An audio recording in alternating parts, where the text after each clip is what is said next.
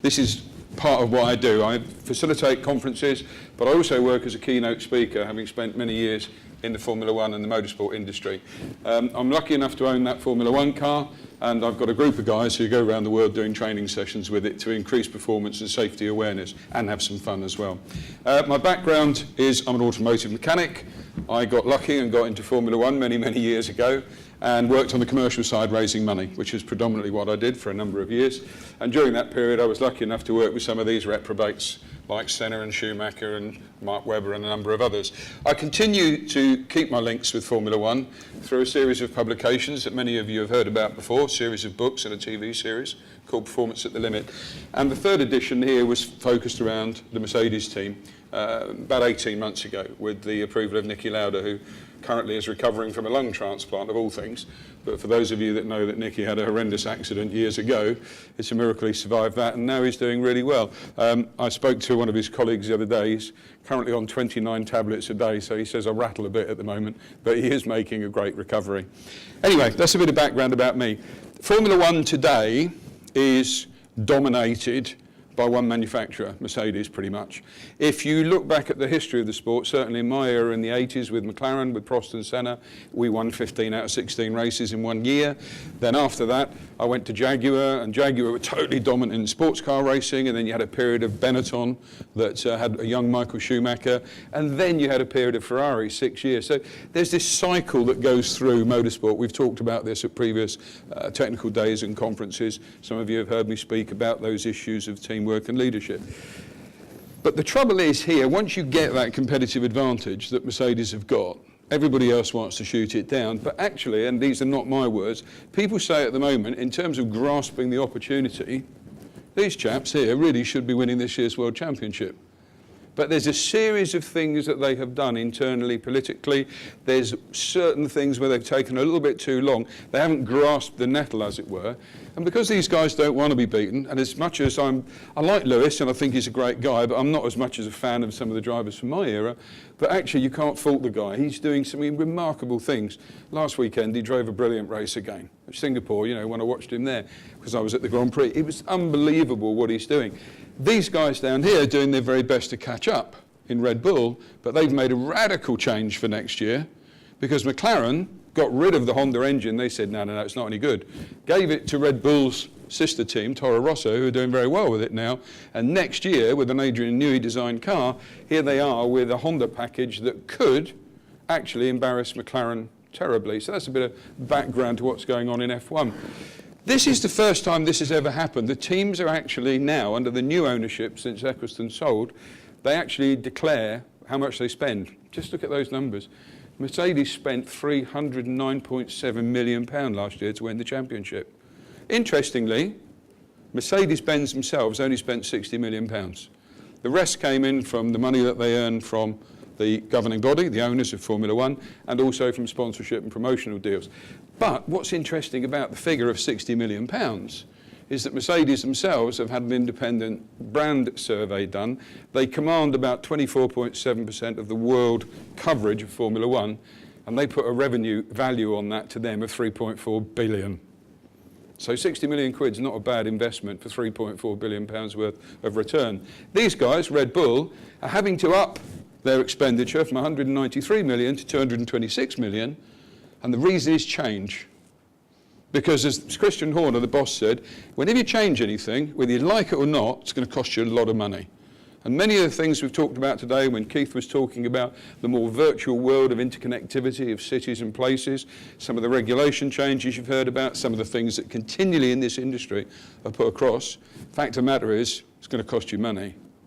Because it's change that we can't ignore, it's change that we've got to do because of our customers and our consumers. However, how can it be that, look at this text down here, Williams and McLaren have fallen hard this year, both teams with 296 Formula One wins and 17 World Constructors' Championships between them. Williams, I think, have got 7 points at the moment. They're 10th in the championship. They're languishing at the bottom. McLaren, the great team that I worked for under Ron Dennis, with Prost and Senna and Johansson and Rosberg and guys like that, there is struggling horribly. They're doing great things. They're trying very, very hard to change their business, but because everything technically has become more difficult, because regulation is more controlled, they're actually finding it more and more difficult to adapt and to change. There's also another thing some of you have heard me talk about, and this is a great quote. Difficulties masterminded are opportunities won. Winston Churchill. Some of the things I've heard people talking about today. Some gentleman, it doesn't matter who, said to one of his colleagues out there over a cup of tea, this particular issue is going to be really difficult. Well, it is. Because the easy bits, we're fixed, don't we? They're just done, they're out of the way. But the difficult bits are actually where the opportunities are. And some of you have heard me talk about this before, Formula E, an electric racing car formula. Old gits like me, you know, have got very high levels of tinnitus, partially deaf, is because we went through motor racing when it was 21,000 RPM and we didn't wear ear defenders. This is virtually silent. And I'm one of the people, I put my hand up, 5 years ago, I went into, I'm sorry, let me get that back. 5 years ago, when I heard the series, 5 years ago, the series was launched. This is season 5 coming up this December. Where's the first race going this year? Saudi Arabia. What are they doing while they're there? They're doing a race for women only in Saudi Arabia in Formula E. Formula 1 continues to argue about who gets paid what. This suddenly has attracted Porsche, Audi, Mercedes, Renault, Nissan, Jaguar, BMW. And guess what? It's a fraction of the cost of Formula 1. The manufacturers are there because they can see the value in using a motorsport formula. But although it doesn't make a lot of noise, I was in New York recently, and this is what I'm going to tell you about this particular company that I worked with, because I think it has relevance to all of us. Although it doesn't make a lot of noise, guess what? Young people love it. I went to Zurich, 98,000 young people on the streets of Zurich. I went to New York, down to Brooklyn to work, not just to watch the race. You couldn't move. It was rammed. And the reason it was rammed, social media, easy to get to, accessibility, good racing. And the manufacturers, of course, now they're coming, are starting to bring excitement with it. This is their autonomous version, which starts to run next year. It ran up the Goodwood Festival of Speed Hill this year at an average speed of 130 miles an hour. It's going around racetracks all over the world. There's going to be 20 of them. And you've heard me talk about some of you before, where you'll be able to dial in, you'll be able to suggest a change, because each car has an artificial intelligence character. So you choose the character of the car that you like, and you phone in or you send in via an app your information, and if your change to the car makes it more competitive on the track, you win prizes in a virtual championship around the world. So where's all that relevant to grasping opportunities? This gentleman I'm talking to here is a guy by the name of Jack Cheng, C-H-E-N-G. Look Jack up, remarkable man. He was in charge of supply management for Fiat, for I think Mercedes-Benz. He certainly was with Ford Motor Company in his 40s and his 50s. And he's an entrepreneur. He's made himself an awful lot of money. He started a company called XPT, of which he's the CEO and the founder. And that company specialises in certain elements, motors, transmissions, for electric vehicles. 6 and a bit years ago, he was sat in a conference like this, and he met a guy called William Lee. And the two of them sat down together and they said, instead of making all these bits, why don't we make electric vehicles? William said, yeah, I'm up for that. He said, you know, I'm an entrepreneur. Let's go out to the market with a plan and see what we can do. At that time, electric vehicles, if you go back 6 years, we were all scoffing a bit. I noticed the car park, it has now got plug-in points. As soon as you come in on the right-hand side, there's the electrical plug-in points. But we weren't 5, 6 years ago quite as switched on as these guys. They started a company, excuse me, called NextEv, Next Evolution, which is now called NEO. And this is one of 4 factories that they've now built in the last 4 years in China. They have 4,000 employees. They're based in San Jose in California. They're based in Munich with the design center. They have an office in London. They have a racing team, a Formula E racing team, based in Donington and in Oxford. And of course, they're in Shanghai.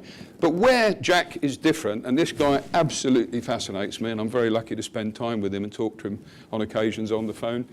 He thinks, not now, he doesn't think 2 years down the road, 3 years down the road. As he said to me, what I'm doing now will really come to its own fruition probably after I'm dead. And he said, that's the fantastic thing about it, because I'm building products for the digital age. I'm grasping an opportunity that's different. It started with this, their supercar, the EP9. They haven't made many of them. I think there's a production run of 16. 10 have been sold, about $1.5 million. As soon as you get in the passenger seat, because it's only a track car and you're sat next to somebody very, very good, it's 1 megawatt electric power. That's 0 to 200 kilometers an hour in 6 seconds.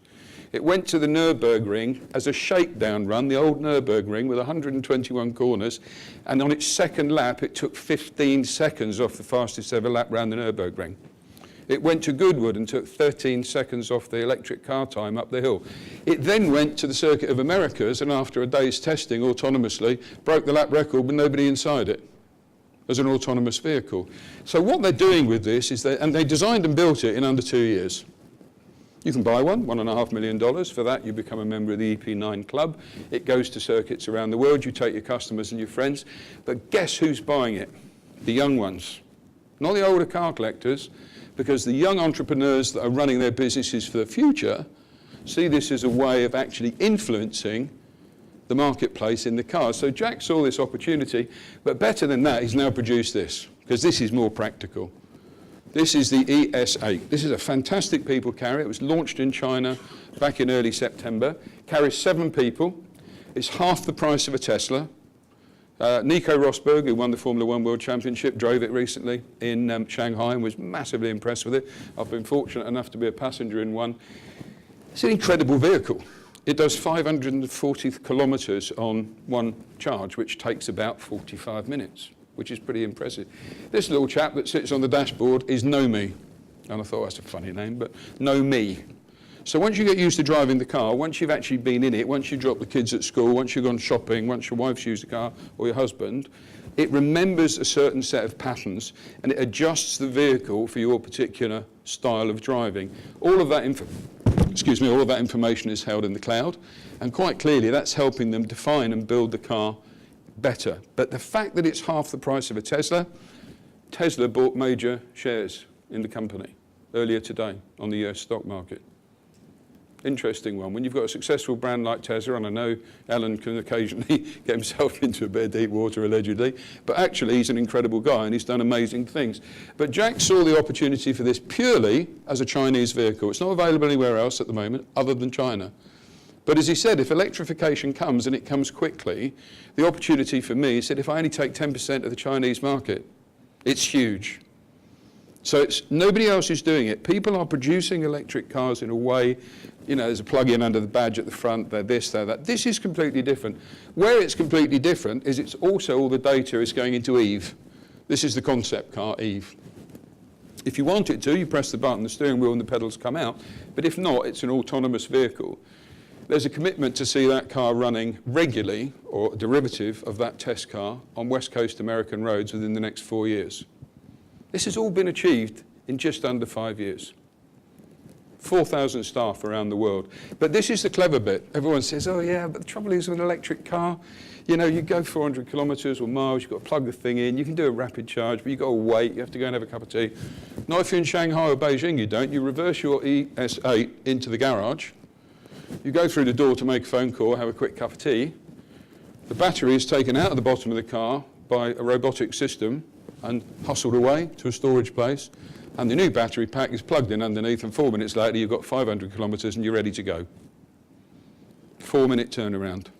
And these chaps, these electric vans, hordes of them are now running around Beijing, Shanghai, and what they've got in the back of them is little generator units that run on, I think I'm right in saying, glycol or glycerine, one of the two.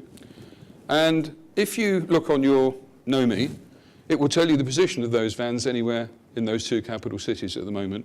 If you're running a bit short on power, you can find a van, you can pull up alongside it, and in 10 minutes it will give you an extra 100 kilometres. Doesn't cost you anything. It's a service van that's running around. How different is that to what other people are doing? It's completely different. There's the Neo showrooms. They're not called showrooms anymore. That's the Neo house. If you own an ES8, you can go in the showroom. Mum, Dad, you can drop kids off for up to 2 hours in the crash. You can use the internet room, you can use the library, you can have lunch, dinner, breakfast there. You can go in the showroom and have a look at whatever you want to do, or you can go into the entertainment room, watch a bit of TV and download your favourite movie. So it's all about, excuse me, the new customer experience. And it gave me the opportunity, when I was talking to Jack, he said to me, guess what, we're going on the US stock market. This was 3 weeks ago. They launched it, and their slogan is "Blue Sky Coming." They talk about the future of electricity and EVs and vehicles that, you know, think for themselves and for you as the particular customer. And it did pretty well. It went on the US stock market when the bell rang, and when the bell closed, the company was worth another $1.5 billion US. 4 years.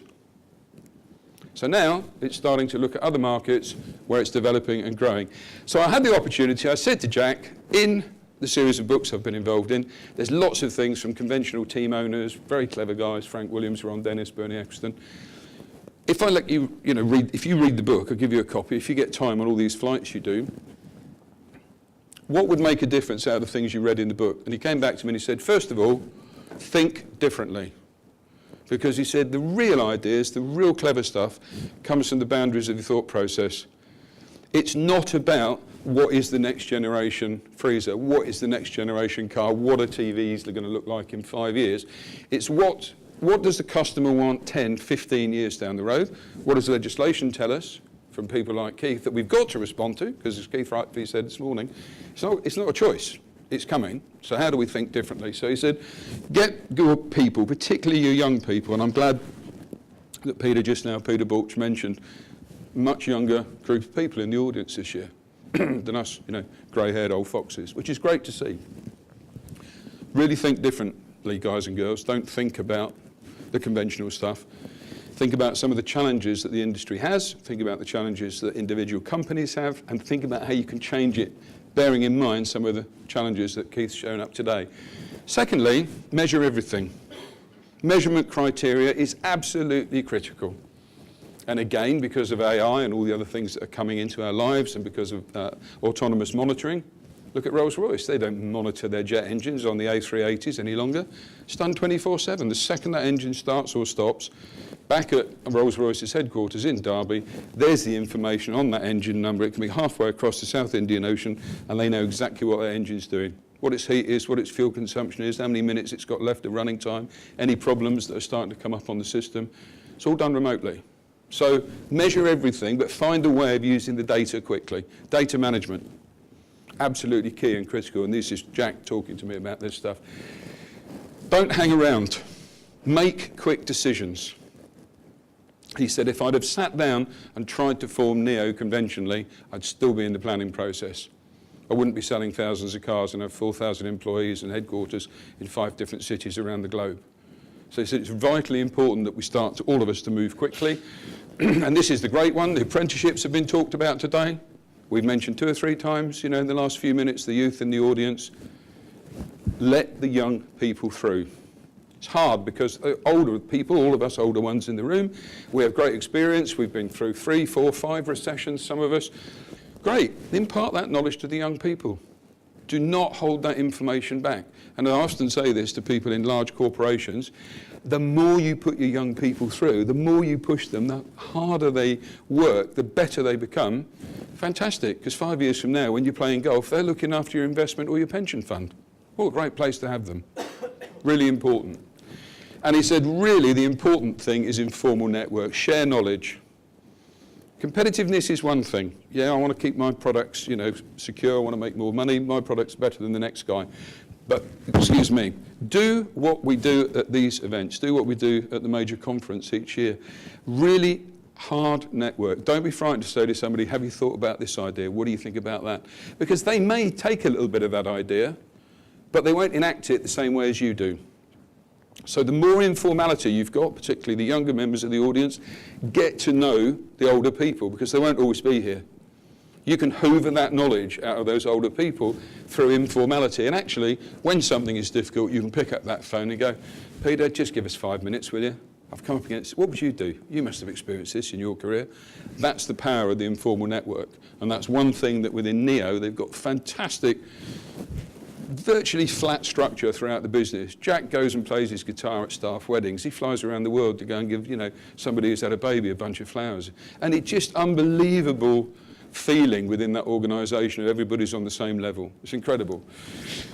When you get there, when you've done what you've done, when you're that successful, don't believe you can keep on winning. Some of you have seen this slide before. John Todd, the man who ran Ferrari for 6 successful years. Year 7, it virtually went down the toilet. There they were. with Schumacher and Barrichello scrubbing around in the middle of the grid.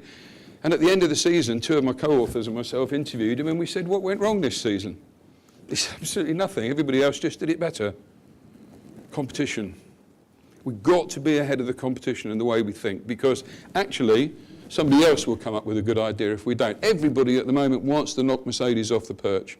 They can't do it. They keep coming up with great ideas. Yes, they've got the best driver. Yes, they've got the best budget. Toyota had a huge budget.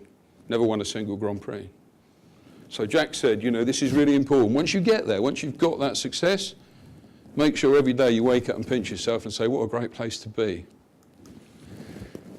Last but not least, grasping opportunities. How many of you remember those? Mark I Ford Escorts, yeah. RS6, they did 3 models. They did the, they did 4. They did the 1300 GT. They did the Mexico. Some of you remember the Mexico. They did the RS 1600, which had the BDA in it.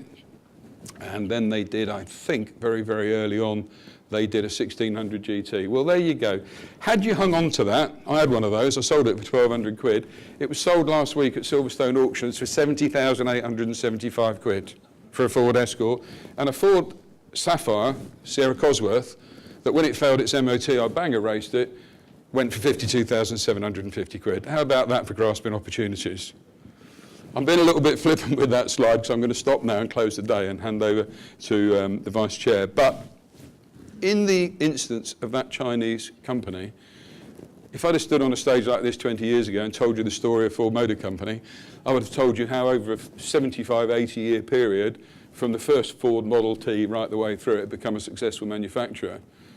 Jack and William Lee and his team of men and women have gone from a conversation at a conference just under 6 years ago to putting themselves in the position to potentially being the largest producer of futuristic EVs in China and possibly the Far East in just under 5 years. Incredible opportunity. And it's done by grasping opportunities. So it's like I always do. Previous years I've talked about Emirates, I've talked about, you know, construction sites, about shipping. It's an insight, it can be done. It just takes that will to change and grasp the opportunities that are going.